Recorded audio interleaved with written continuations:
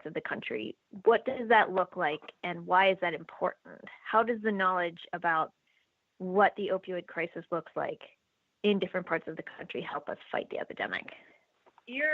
Everywhere in the United States and all over the world, every single community is facing a different epidemic than another community. Even in Kentucky, the drugs that are being used regionally. For example, in Kentucky, urban areas such as Louisville and the northern Kentucky area near Cincinnati have a much larger illicit drug problem. Whereas in rural areas in Appalachia, we're dealing largely with prescription opioids still. And we still aren't really seeing many heroin deaths in the western part of our state, but these other urban areas are being ravaged by heroin. So I think it's really important that we look closely at the data that we have to determine how we are going to fight this epidemic, and each community really needs to assess how to best fight back based on their individualized data. And that is dependent on the type of drugs being used, the demographics, the socioeconomic factors of those being affected, and also the resources available in the community. There are areas that are affected by legal prescription opioids are going to need to have a very different approach than communities dealing with the illicit substances. And when you know what you're fighting for, you can have better policy and prevention in place. And what I think is great about what KIPRC is doing is that we have a community outreach coordinator that goes into the communities. Any community can request this support, and they will go to the community, meet them where they are, and put together a strategic plan to fight substance abuse that will work for their community using evidence-based practices. So it's all about working together and meeting the community where they are, and I think that can impact it greatly by having good data. That's really interesting. That sounds like something that other communities could use, an outreach coordinator who would come in and put together a strategic plan based on what's actually going on in your community. Yeah, exactly. And I think what's great is we're able to have access to statewide data, and if the community doesn't have access to that data or needs additional assistance analyzing the data, our center has that capability. But it's all about what the community needs themselves. So every single community that has contacted us for this support has a different plan and is in a different aspect of dealing with this epidemic. And so it's really important to look at the fact that this epidemic is not going to be one on a national scale. It's going to be local up. So working on the local level and working our way out, I think, is going to be how we're going to be able to fight this epidemic. So going along with that, what would you say that the overdose data has told you about what the most useful and efficient ways are for us to be fighting the opioid epidemic? I think that specifically is what the data has told us, just the fact that the data really varies from region to region, from different parts of the nation. We have to keep in mind, I think right now it's getting a lot of attention on the federal level, and people are very interested in solving this, but we need to always look at the local community level and find out what's going on in that specific community. And putting dollars and efforts behind something that might have worked in one community is not going to work in another community. So a big part of this is everyone working together and really paying attention to what's going on in your own community. Do you think in general that putting more money behind places like your organization or places like local county coroner's offices and medical examiner's offices could be helpful in this? Oh, yes, of course. I know we're not the only ones that are struggling with budgetary cuts and issues with the cost of this epidemic. Every single medical examiner's office that I've heard of or coroner's system is really struggling to keep their budget going because of how many drug overdoses that there are. Every single time a body needs to be transported to and from an autopsy, that's money. Doing an autopsy, toxicology testing, additional toxicology testing, like there is so much cost involved in just the death investigation portion of this that our systems are being overloaded. And like you said about Ohio having to have auxiliary coolers, everyone Mm-hmm. is really strained right now and is struggling. And we're struggling to keep good people employed because everyone is getting exhausted because there's no relief. So I think community support and funding for death investigation would be fantastic, but we're not always the first to be looked at for additional funds. Were there any trends in the overdose data that surprised you? Is there anything that you think our listeners might go, I didn't think that that would be the case? Yeah, so I've been thinking about this all morning, and my medical examiner colleagues, when I was an autopsy tech, always stated to me, well, nothing surprises me anymore, even though I would be so surprised by something. So I kind of feel that I am in that position now, having been immersed in this drug data for almost 4 or 5 years now. So I asked my team, who has been with me for just over a year, what surprised them. And Lane, our data coordinator, she's the one that actually goes out in the field and collects the physical data from the coroners and medical examiners, said what surprised her most was the impact of the stigma on drug use disorders and the data.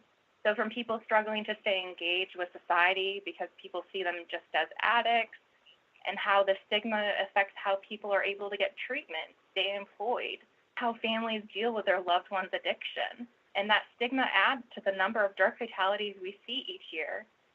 We have so many cases where people have been trying to seek treatment, were currently in treatment, or were just recently released and relapsed.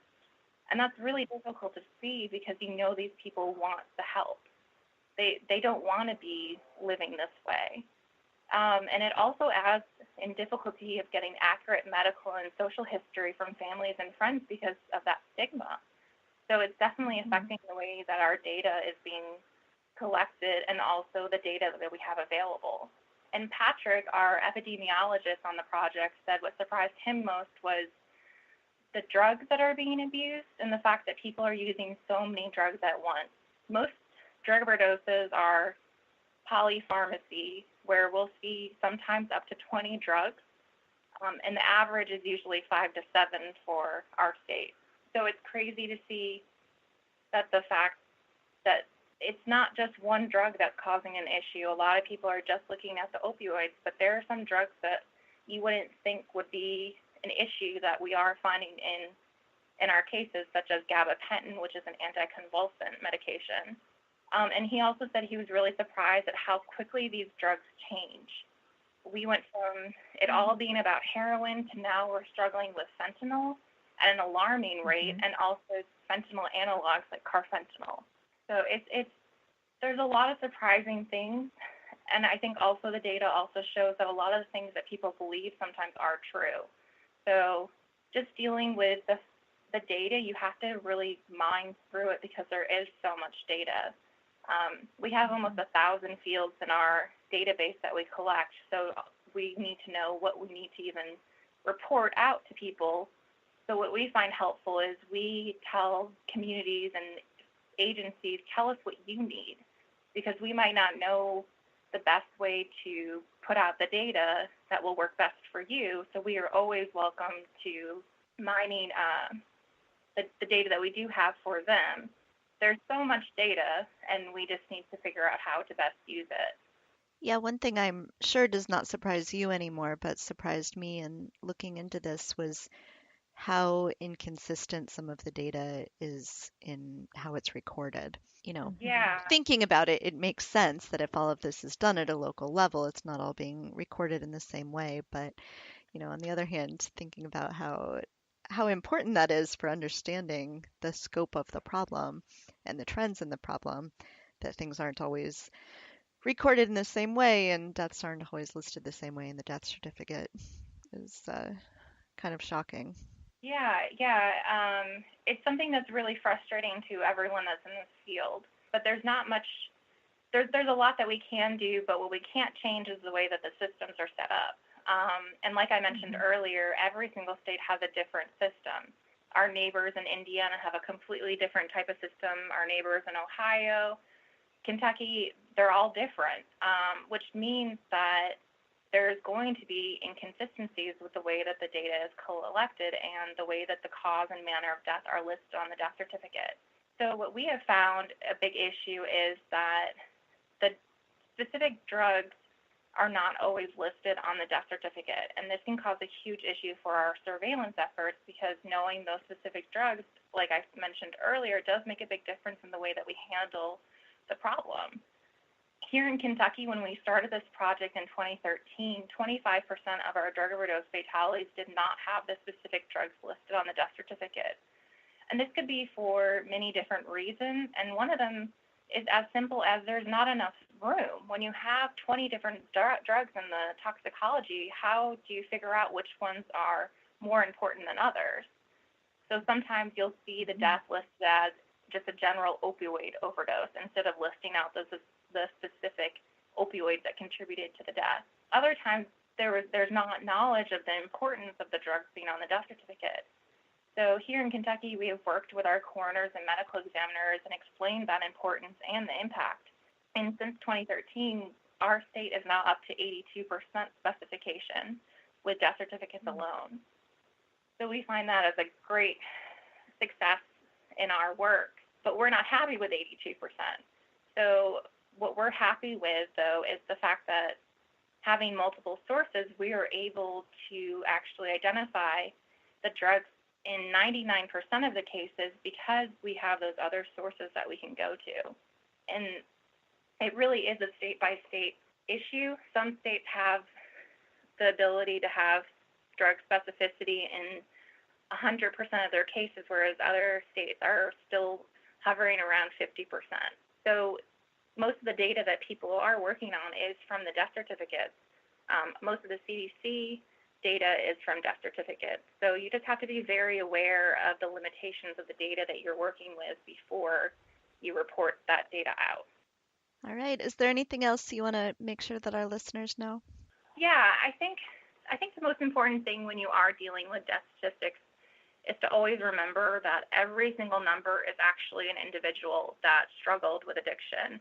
What we're finding is that no one in the community anywhere is immune. No one. And I believe every single person in our nation is either directly or indirectly tied to this epidemic. I think it's important to remember that we need to show compassion to those that are suffering and their families. So many of our cases involve people who knew they had a problem that wanted help, were trying to find help or couldn't get back and they relapsed. This is a social issue. This is a medical issue. This is a public health issue, a public safety and enforcement issue, a policy issue, but at the root of it, it's a community issue. And it is literally going to take everyone, and I mean everyone, to come together to fight this. Thank you. I think that's really a great way to end this. I think that a lot of us have been sort of away from it, removed from it, and haven't been thinking enough about this issue. And I agree with you that we all need to be thinking more about it and working on how we can help these people who need help, and not just think of this as a big public health thing that we need to solve, but in fact, how do we help these individual people? Our theme music is called Sweeter Vermouth and was composed by Kevin MacLeod of Incompetech.com. It is licensed under Creative Commons by Attribution 3.0 license. Our logo was created by Matthew Weflin, expressly for Two Broads Talking Politics, and is copyright 2017. You can contact us at twobroadstalkingpolitics@gmail.com or at twobroadstalk on Twitter. Our podcast can be found on iTunes, Stitcher, Google Play, and TuneIn. Please let us know if you have any trouble finding us.